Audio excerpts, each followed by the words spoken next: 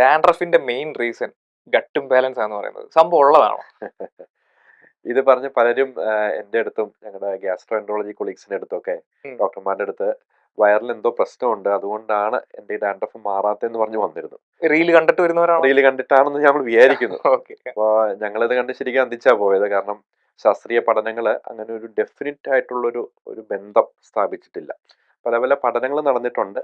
ചില പഠനങ്ങൾ വയറിന്റെ ചില ഈ മൈക്രോബയോം എന്ന് പറയും, അതായത് നമ്മുടെ വയറിലുള്ള ചില കോശങ്ങളുടെ വ്യത്യാസങ്ങൾ കൊണ്ടൊക്കെ ചില അസുഖങ്ങൾ വരുന്നതായിട്ട് പഠനങ്ങൾ സൂചിപ്പിക്കുന്നെങ്കിലും അതിന് വ്യക്തമായൊരു ചികിത്സയോ അത് പഴയ അവസ്ഥയിലേക്ക് മാറ്റാനോ അത് ഹെൽത്തി ആക്കാനോ അങ്ങനെ ഒരു ചികിത്സാ രീതി ഡെവലപ്പ് ചെയ്തിട്ടില്ല.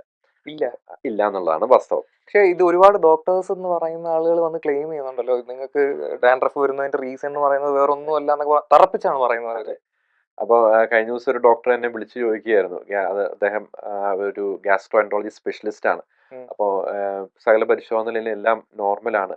അപ്പോൾ രോഗി പറയുന്നു വയറിന്റെ പ്രശ്നമാണ് ഡാൻഡ്രഫ് മാറാത്തതെന്ന്. രോഗി തറപ്പിച്ച് പറയാ. രോഗി പറയുന്നു. പക്ഷേ അദ്ദേഹം ഏറ്റവും വിദഗ്ധനായ ഡോക്ടറാണ്. അദ്ദേഹം എല്ലാം പരിശോധിച്ചിട്ടും വയറിലൊരു പ്രശ്നവും കണ്ടെത്താൻ സാധിച്ചില്ല.